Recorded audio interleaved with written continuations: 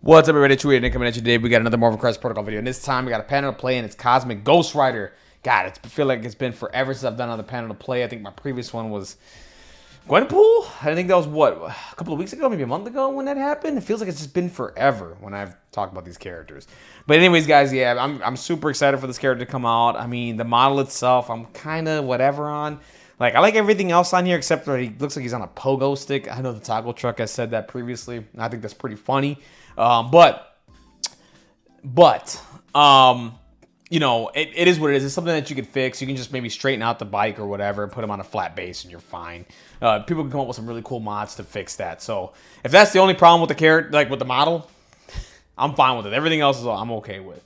If you guys can, do me a favor, like, dislike, comment, subscribe. Of course, I'm always going to have Marvel Crisis Protocol content. And I'm trying to get to 1,000 subscribers, guys. Man, we're about at 500 right now, man. If you guys can get me to 1,000, that'd be really cool. You know what I mean? And I'm always going to have Marvel Crisis Protocol content. If I get to 1,000, I will have something planned. I don't know what yet. I know this year I know last year I did the Holiday Winter Battle, and a lot of people participated in that, and it was really cool. Maybe I'll do something similar to that once we get to 1,000 subscribers, guys. So please keep hitting that subscribe button for me, guys, okay? And, you know, I'm involved in a few tournaments right now. So right now I'm going to be playing in the LVO qualifier, Johnny Pastrami's lunch meet tournament. It's confirmed. It's online, so I'll be recording those matches and putting them on the internet. You know, I'm also going to be in the Weapon X Affiliation Champion Battle that Rich Mid is doing, so I'll be in that one as well. So I am going to be playing some more matches lately. Just been busy with a lot of crap. But yeah. So anyways, guys, yeah. So here it is. Cosmic Ghost Rider is here. His panel to play is ready to go. Honorable mention, I've been waiting to use this Dormammu base for something. Now, granted, everybody's like, why don't you put it on the throne room? Nah. I've been waiting to use this base for something, and I finally figured out who and what I'm going to be using this for, and it's going to be Cosmic Ghost Rider. Cosmic Ghost Rider is going to be going on this base, and I am super hyped and super stoked to finally use this base. I've been sitting on this base for like 2 years now and waiting for a character to put this on. Like, he's definitely going on here. So, anyways, all right, let's get into the character card. Okay, defense is 4 across the board. It's above average. That's really, really good. That's very, very good, actually. On pay to flips, he should be no problem. 9 health. That's a lot of health to chunk through. I think Malekith has 10 on his healthy side, and he's a 7 threat. This guy's a 6 threat. So that's still a lot of health to go through. So he might not be the easiest to take down. But, I mean, he probably will go down to focus fire just like any other character in the game. Size 3 does move medium, so he is really, really, really, really, really fast, by the way. Very fast on a big base like this. So, whew, let's see what he can do. Range 4, energy attack, 6 dice, no power cost. After sacrifice all this card, gains 1 power. So he has a gainer. He does not have a builder. There must be a reason why to this, and we're going to get into this down below. So this is a gainer. This is really good. Power Cosmic Penance Stare. The target character does not gain power equal to damage dealt by this attack. On a crit, wild, hit, block, failure, dust to dust, change each of the target character's physical, the block dice to fails.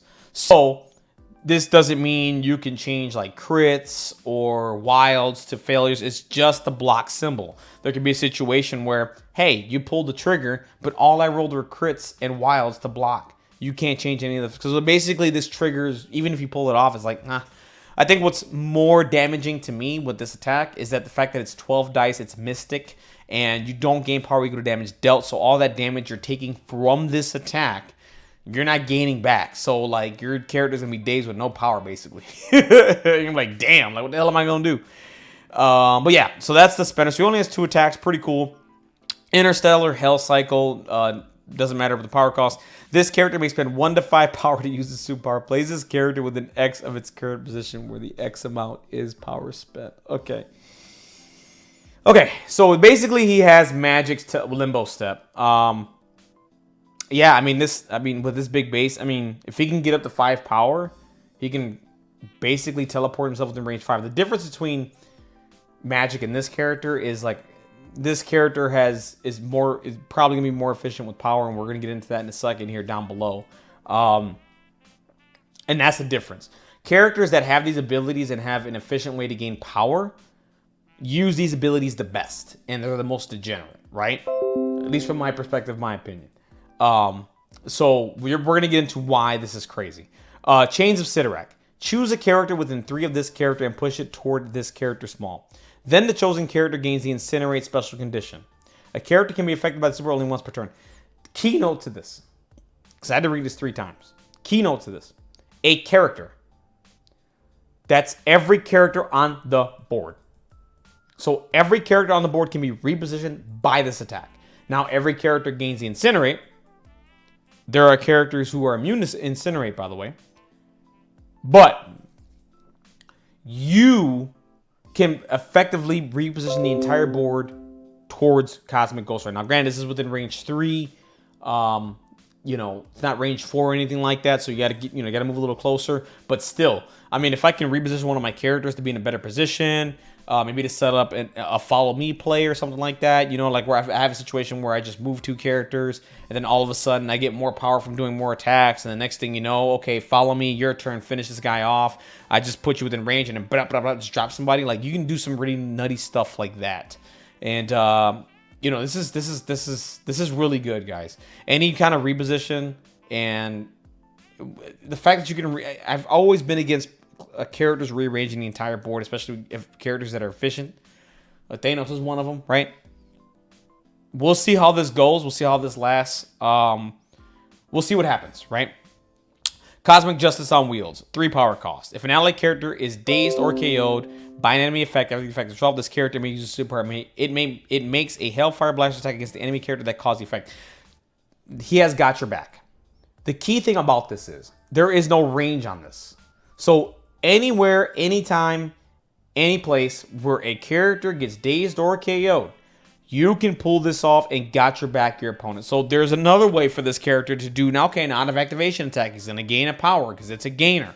So he's going to gain 1 power. And there's no range on this, guys. So he can do this wherever he wants. You just got to make sure he's within range 4 of everybody, and which isn't hard. He's on a big base. I mean, he's doing whatever. And then you just go ahead, you spend a 3 power, and you just do another attack, gain another power, maybe drop a character. Who knows? This is really cool. This is just insane. I'm the Spirit of Vengeance, bearer of the power cosmic, and just a bit unstable. Man, this is so funny. I gotta say, man, like I've mentioned this a ton, but there's superpower names and innates and all that stuff are really, really cool and thematic and like comic oriented. Like, this is just really cool.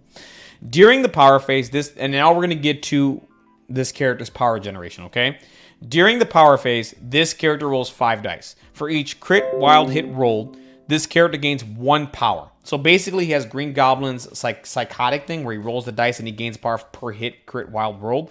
So this is the way he's going to be gaining power, okay? So he can do this at the start of his turn.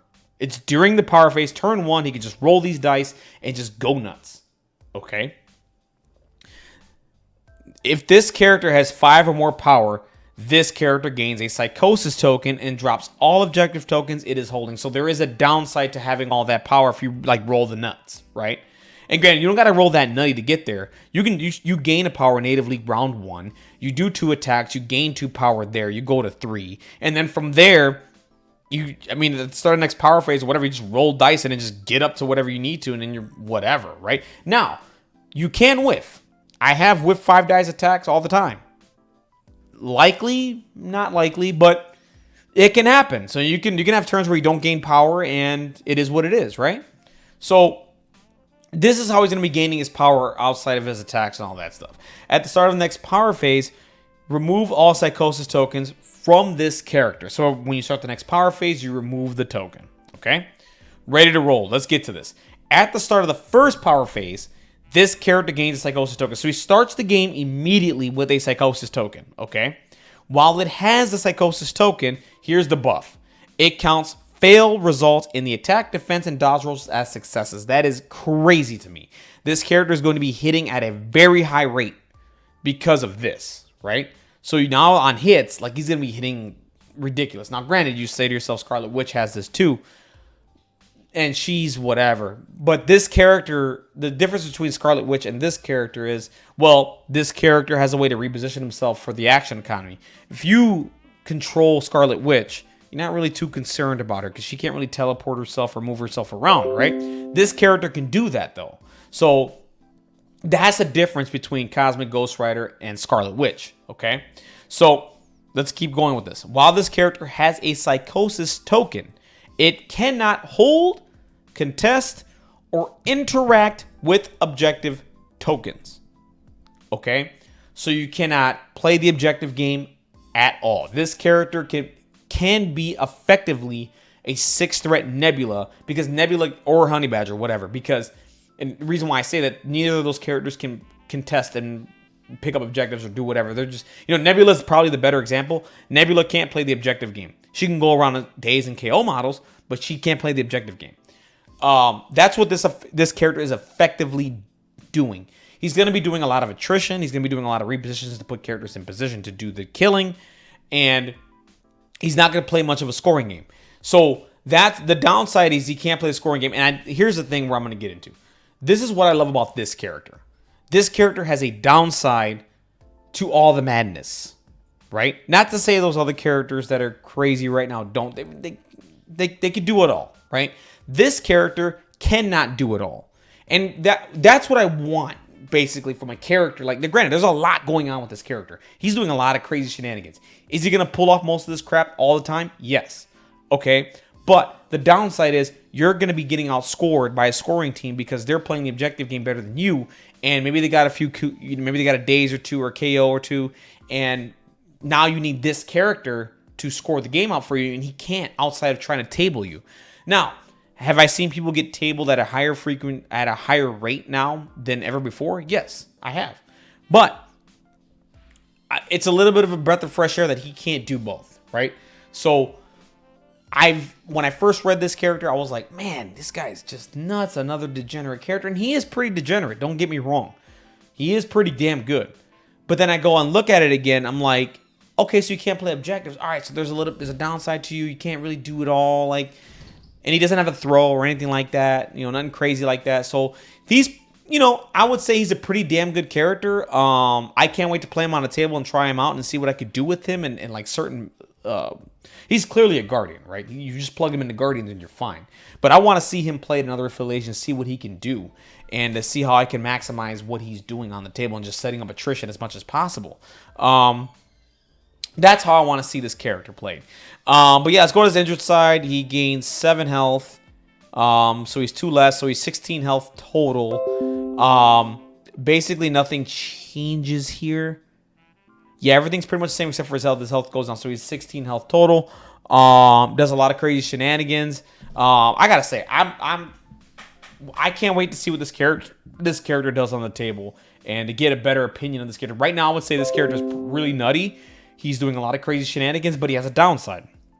And the downside could be pretty bad if you're not playing a pretty good objective game with the other characters, and if your other characters are getting removed, you're gonna have a hard time scoring. But granted, if you're winning the attrition battle and trying to table your opponent, you're probably gonna do that.